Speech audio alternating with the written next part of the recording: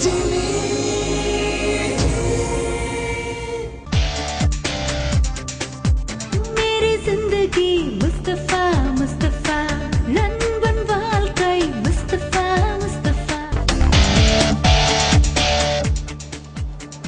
Back to Mustafa. Murali Mohan గారు, గిరిబాబు గారితో ఉన్నాం. అండ్ ఇప్పుడు ర్యాపిడ్ ఫైర్ రౌండ్లోకి వెళ్ళిపోబోతున్నాం. సో మన rapid fire round Murali Mohan గారితో స్టార్ట్ చేద్దాం. సార్, మీ ఫస్ట్ క్వశ్చన్, మురళీ మోహన్ గారు ఎవరిలాగా అయితే better? Actor, producer, businessman or a politician? From my childhood I want to become a businessman. So businessman అవ్వాలనే చిన్నప్పటి నుంచి కళ్ళగన్నాను, బిజినెస్ మ్యాన్ అయ్యాను. So businessman is a better. Murali Mohan గారు is a best business man. Before starting career వ్యాపారం చేశాడు. ఇండస్ట్రీకి రాకముందు కూడా బిజినెస్ చేసేవాడు. బిజినెస్ ఇండస్ట్రీలోంచి ఫిల్మ్ ఇండస్ట్రీకి వచ్చాం, మళ్ళీ ఫిల్మ్ ఇండస్ట్రీ నుంచి మళ్ళీ business. Okay, so Murali Mohan గారు as a business man. Second question అండి, కె రాఘవేంద్రరావు గారా, దాసరి నారాయణరావు గారు, వీళ్ళిద్దరు మూవీలో ఎవరిది ఫస్ట్ ప్రిఫరెన్స్ ఇస్తారు మీరు? ఇప్పుడు ఒకేసారి రెండు ఉంటాయి. ఒక మనిషికి రెండు కళ్ళుండి నీ కళ్ళల్లో ఎడం కన్ను గొప్పదా కుడి కన్ను గొప్పదా అని అడిగితే రెండు ముఖ్యమే. ఇండస్ట్రీకి ఇద్దరు కూడా ఆణిముత్యాలు లాంటి డైరెక్టర్లు ఇద్దరు కూడా. ఒక ఆయనేమో డ్రామా పండించడంలో మహానుభావుడు అయితే, ఒక ఆయన పాటలు తీయటంలో కానీ, సరదాగా తీయటం కానీ, లేకపోతే ఒక పౌరాణిక చిత్రం తీయటంలో కానీ ఎక్స్పర్ట్ ఒకడు. ఇద్దరు కూడా రెండు కూడా తెలుగు ఫిలిం ఇండస్ట్రీకి ఒక ఎన్టీ రామారావు గారు, ఒక నాగేశ్వరరావు గారు ఎలా గొప్ప ఆణిముత్యాలో, దర్శకుల్లో ఒక రాఘవేంద్రరావు గారు, దాసరి గారు ఇద్దరు రెండు ఆణిముత్యాలు. సో మీ పర్సనల్ రిలేషన్ ఎక్కువగా ఎవరితో టైం స్పెండ్ చేసింది అయింది ఇద్దరిలో? నేను ఎక్కువ స్పెండ్ చేసింది అంటే దాసరి గారితో. ఎందుకంటే దాసరి గారి దగ్గర నేను దాదాపుగా 50 సినిమాలు పని చేశాను. రాఘవేంద్రరావు గారి దగ్గర రాఘవేంద్రరావు గారి బిగినింగ్ సక్సెస్లన్నీ నేను హీరోగా చేసినవి. జ్యోతి, కల్పన, ఆమె కథ, నిప్పులాంటి నిజం, అమరదీపం, ఇవన్నీ మేము కలిసి చేసేవి. అందరం కలిసి. ఓకే, సో రెండు కళ్ళు లాగా అంటారు. అట్లా రాఘవేంద్రరావు గారి దగ్గర పెద్ద హిట్స్ చేసాము. కాకపోతే నెంబర్ ఆఫ్ ఫిల్మ్స్ మాత్రం దాసరి గారి దగ్గర ఎక్కువ చేశాను. నా కెరియర్లో అంటే ఫస్ట్ పిక్చర్ అట్లూరు పొన్చంద్రరావు గారు ఇంట్రడ్యూస్ చేసిన రెండో సినిమాకి దాసరి గారు డైరెక్టర్. అప్పుడు ఆ సినిమా తిరుపతి అనే సినిమా జరిగేటప్పుడు రాజ్బాబు హీరో, నేను సెకండ్ హీరో క్యారెక్టర్. అప్పుడు నాలో ఉన్న టాలెంట్ని చూసి నేను మంచి హీరో అవుతావయ్యా, నేను మంచి హీరోని చేస్తాను, అది బాధ్యత అని చెప్పి నేను మాట ఇచ్చి అన్న మాట ప్రకారంగా అద్భుతమైన క్యారెక్టర్లు ఇచ్చి చేశాను. అందుకని ఇంటిమసీ దాసరి గారితోనే ఎక్కువ. సో థర్డ్ క్వశ్చన్ అండి, ఇప్పుడు వస్తున్న 6 ప్యాక్ హీరోల మీద మీ అభిప్రాయం? అవసరం అంటారా? అవసరం అంటారా అంటే ఇవాళ ఉన్న ట్రెండ్కి బాడీ కూడా పర్ఫెక్ట్గా మెయింటైన్ చేయడం చాలా అవసరం. అది అలా ఉండడం మూలంగా ఆ హీరో వరకే పరిమితం కాకుండా ఆ హీరోను అభిమానించే అభిమానులు కూడా మనం కూడా మా హీరోలాగా 6 ప్యాక్ బాడీతో ఉండాలి, మనం కూడా లావ్ అవ్వకుండా బాగా ఇది చేయాలని ఆ ఇన్స్పిరేషన్తో చాలామంది హెల్త్ కాన్షియస్ తోటి ఇది చేయడానికి ఉంటుంది. అది ఒక విధంగా మంచిదే. ఇదివరకు రోజుల్లో హీరోలు అనగానే కొంచెం పొట్టలు పెరిగి లావ్ అయ్యి సన్నబడి ఇట్లాంటి మేము ఇబ్బందులు పడ్డ రోజులు ఉన్నాయి. కానీ వాళ్ళున్న యంగ్ హీరోస్లో ఎవరు కూడా లావ్ అవటం అనేది అసలు దగ్గర కూడా రానివ్వట్లేదు. బాగా ఎక్కువ టైం వాళ్ళు ఎక్సర్సైజ్ చేయడానికి కానీ ఇది కానీ చేయడానికి అవకాశం ఉంది. సో ఒక రకమైన మంచి ఇన్ఫ్లుయెన్స్ అంటే డెఫినెట్గా ఇట్స్ గుడ్. 6 ప్యాక్ ఫ్యాన్స్ వచ్చి హీరోస్ చేసుకోవచ్చు, వాళ్ళ వల్ల ఫ్యాన్స్ కూడా ఆరోగ్యవంతులు కావచ్చు. కానీ ఆ 6 ప్యాక్ అని చెప్పి సినిమా మొత్తం ఆ 6 ప్యాకే చూపిస్తున్నారు.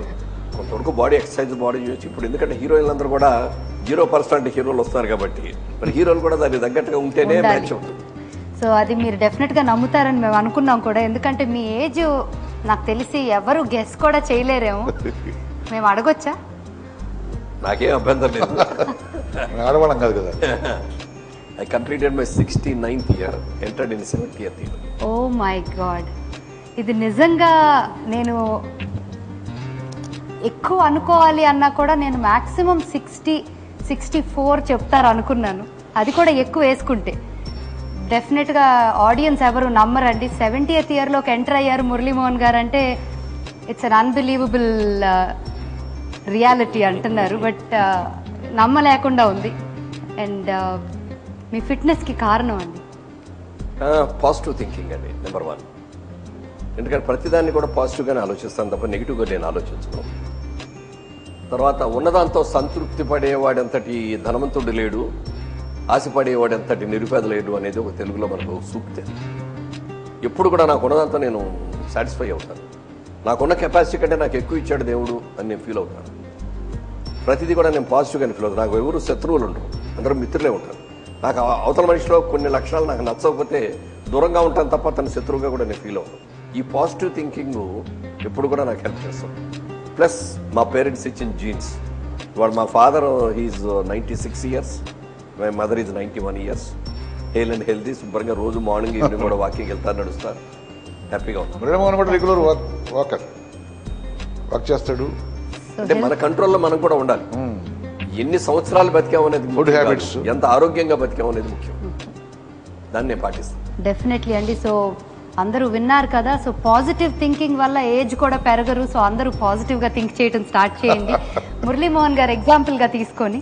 సో నెక్స్ట్ క్వశ్చన్కి వెళ్ళిపోదామండి. ఐటమ్ సాంగ్ మీద మీ అభిప్రాయం? మనకి ఇప్పుడు మిగిలిన వాళ్ళకిన్నో మనకి తేడా ఏంటంటే, మనకి భోజనంలో పంచపక్ష ప్రమాణాలు అన్నీ కావాలి. మనకి అన్నం పెట్టుకోగానే ముందు పప్పు కావాలి, పప్పులోకి మంచి నెయ్యి కావాలి, దాంట్లో మామిడికాయ పచ్చడి కావాలి, ఆ తర్వాత మంచి బెండకాయ వేపుడు, ఇంకోటో పప్పు గోంగూర, ఇంకోటో కావాలి.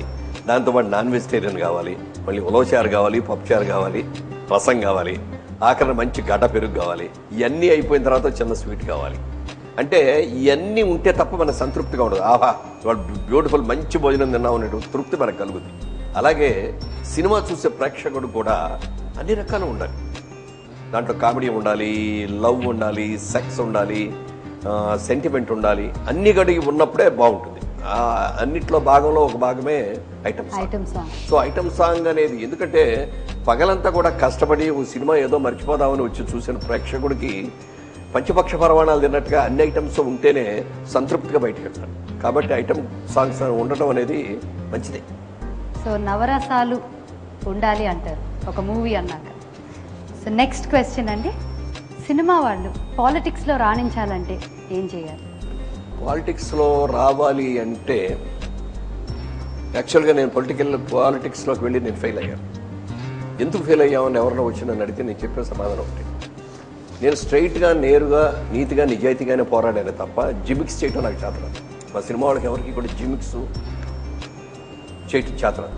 మేమందరం కూడా డైరెక్ట్గా ఫైట్ చేస్తాం. సక్సెస్ అయితే వెళ్ళండి, గుడ్. సక్సెస్ కాకపోతే గుడ్ బై, దీనికి మనం పనికిరాము అనుకుని దూరంగా ఉంటాం తప్ప ఈ జిమిక్స్ చేసేసి, లేకపోతే రౌడీజం చేసేసి, లేకపోతే దొంగోట్లు వేసేసుకొని ఇలాంటివన్నీ చేయటాలు మాకు సినిమా వాళ్ళకి ఎవరికి అలవాట్లేదు. మేము వాటికి దూరంగా ఉండటమే మంచిది. అలాంటి వాటికి మేము సక్సెస్ కాకపోతే మేము పనికిరాము దానికి అని మేము దూరంగా ఉండాల్సిందే తప్ప మేము వెళ్ళి ఆ డర్టీ పాలిటిక్స్ అన్ని కూడా నేర్చుకొని మేము కూడా పొల్యూట్ కాకూడదు అని మేము సినిమా వాళ్ళందరూ మేము భావిస్తాం. ఓకే, థ్యాంక్స్ అ లాట్ అండి. చాలా బ్యూటిఫుల్గా ఆన్సర్స్ చెప్పారు మా ర్యాపిడ్ ఫైర్ రౌండ్లో. మన ముస్తఫాలో ఒక చిన్న బ్రేక్ తీసుకుందాం. Will be right back. అది 1% కూడా దాని అవకాశం హెల్ప్ జరగలేదు. సాధన వచ్చినాక మా అబ్బాయిని తెలియదే అంటే ఆ రోజున స్టేజ్ మీద ఏదో బెస్ట్ కమెడీలో ఏదో అవార్డు వస్తే తీసుకుంటా. అతనికి అసలు కోరిక ఉన్న సంగతి కూడా నాకు తెలియదు కదా. मेरी जिंदगी मुस्तफा मुस्तफा